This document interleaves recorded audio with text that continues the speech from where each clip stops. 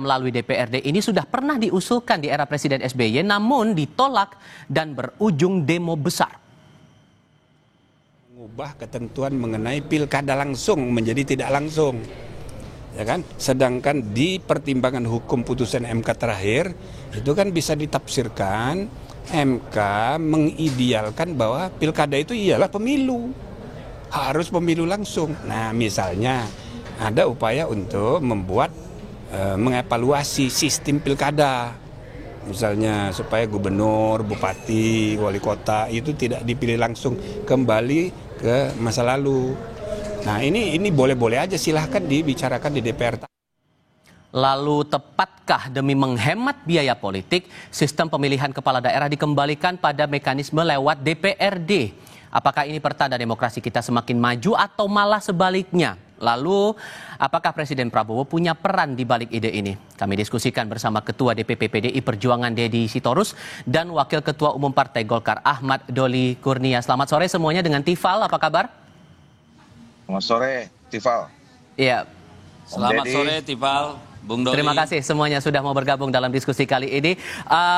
Bung Deddy begini, idenya itu mengingat kuatnya politik uang, kemudian ada fragmentasi politik sehingga muncullah usulan kepala daerah dipilih lagi ke DPRD. Menurut Anda ini sebuah kemajuan atau kemunduran politik?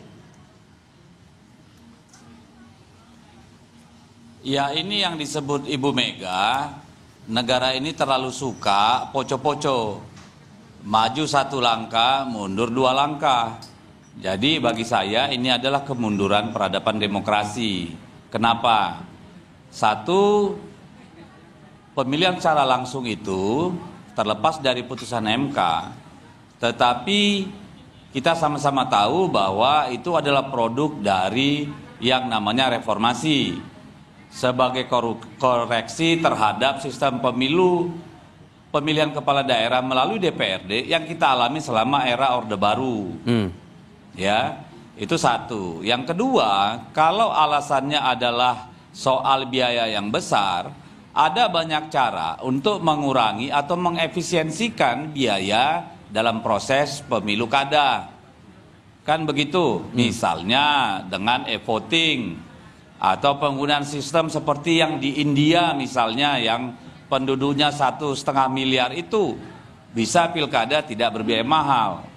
Dan kalau alasannya adalah soal biaya, saya kira yang namanya legitimasi pemimpin suatu daerah, proses pemilu adalah hal yang logis mengeluarkan biaya. Dan biaya itu kan biaya publik kembali kepada masyarakat. Kan gitu nih. Lalu yang kedua, kalau soal politik uang tidak menjadi solusi. Karena apa? Saya bisa pastikan kalau dipilih oleh DPRD, politik uang itu juga akan gila-gilaan, tapi terkonsentrasi pada elit.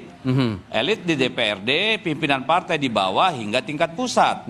Kalau ini bicara tentang buruknya sistem money politik dalam pemilu, maka mari kita lihat, itu adalah sebuah proses. Amerika pun dulu politik bansos, politik uang itu ada di awal-awal sistem pemilu. Tapi seiring dengan proses peradaban yang lebih baik, akhirnya itu menghilang. Dan Bang Deddy, kalau mau mengatasi money politik, tentu apa? Instrumen penegakan hukum, pengawasan yang harus diperkuat. Nah, bukan saya kasih kesempatan ke pemilihan Bang Doli. DPRD. Saya kasih kesempatan ke Bang Doli kalau begitu.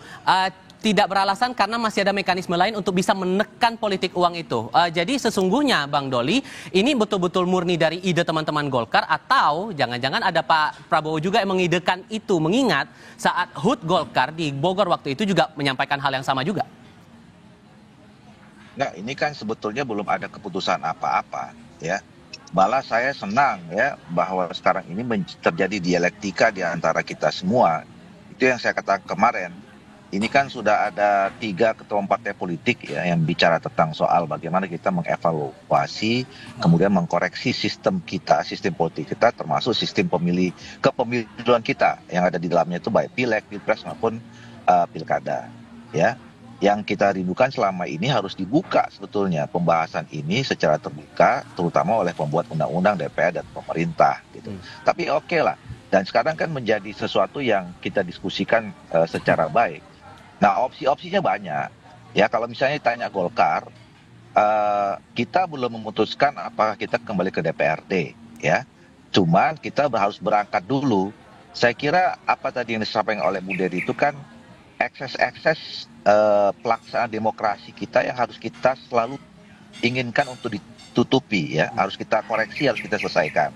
Misalnya tadi soal biaya. Concern saya bukan soal biaya tentang pelaksanaannya, ya. Kalau penyelenggaraannya saya kira itu tanggung jawab kita semua, konsekuensi kita sebagai negara yang memilih sistem politiknya, sistem demokrasi.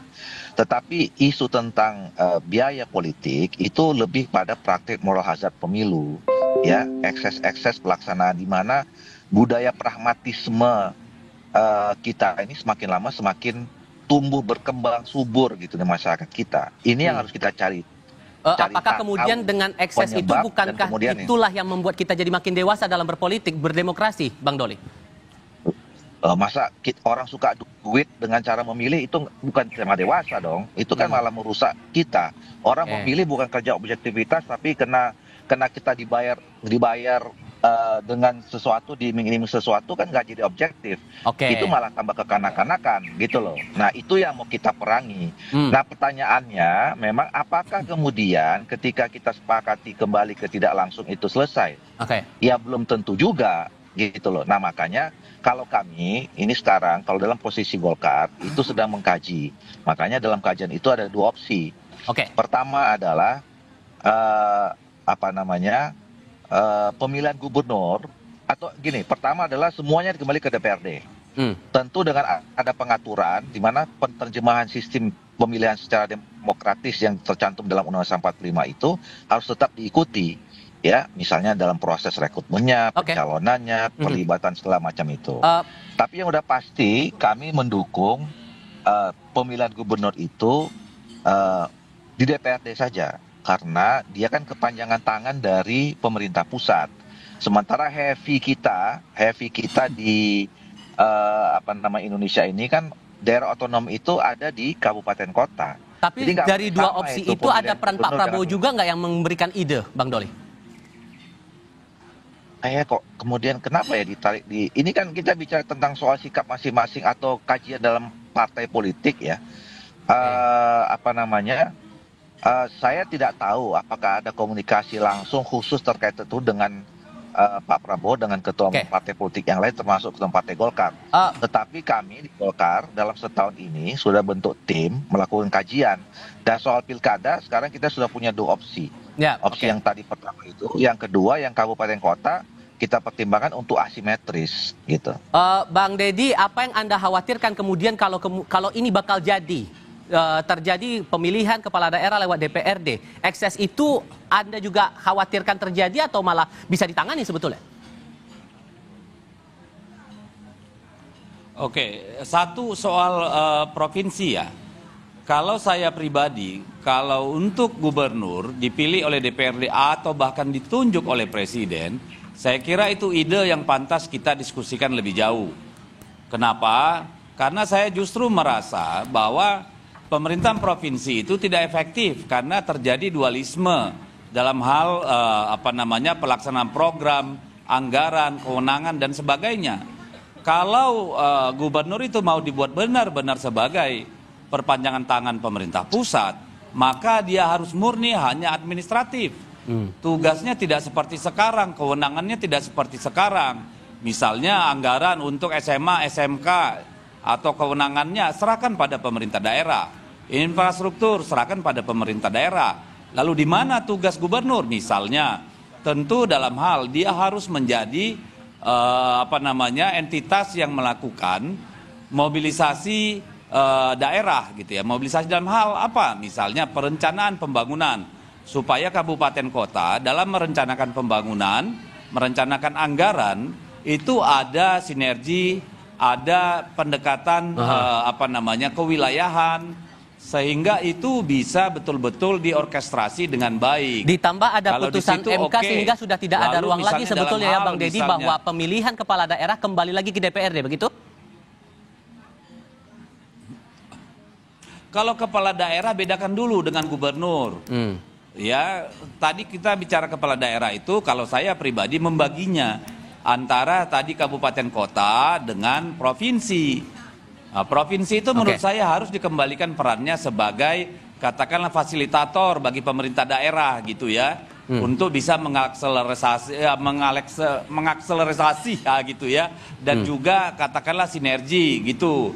Nah itu saya tidak terlalu masalah kalau menurut saya mereka ditunjuk bahkan diangkat oleh DPRD. Tapi untuk kabupaten kota saya kira kalau ingin kita bangsa ini maju dalam peradaban demokrasi, kita harus tetap memberikan hak itu kepada rakyat.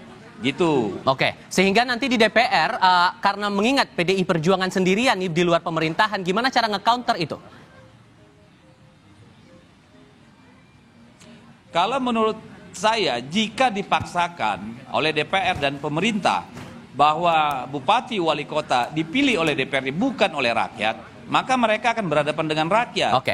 Kita lihat bagaimana kemarin soal putusan MA dengan revisi Undang-Undang Pilkada yang dilakukan oleh DPR dalam kurang dari 24 jam itu. Bagaimana perlawanan rakyat. Jadi kita di PD Perjuangan tidak takut kalau sendirian saja berbeda sikap. Karena kami percaya rakyat masih menginginkan pemilihan langsung untuk kepala daerah, kabupaten dan kota. Bang Doli, di koalisi sendiri gimana cara, apakah semuanya setuju anggota partai koalisi pemerintahan untuk mendorong ini bisa gol gitu?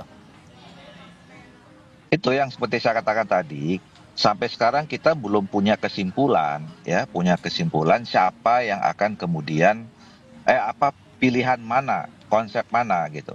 Itu kan dari masing-masing partai politik kan sedang melakukan kajian semua. Itu ya.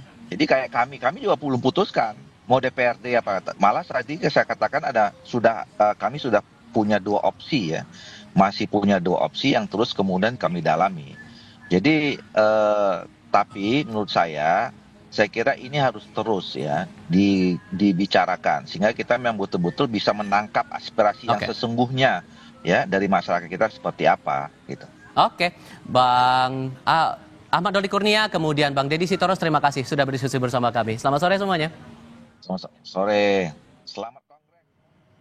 Dan saudara, informasi lainnya di Kompas Petang akan kami sajikan selepas jeda. Di antaranya seorang warga negara Jepang tewas setelah mobilnya tertimpa muatan tanah truk tronton yang terguling di eksit tol Karawang Barat, Jawa Barat.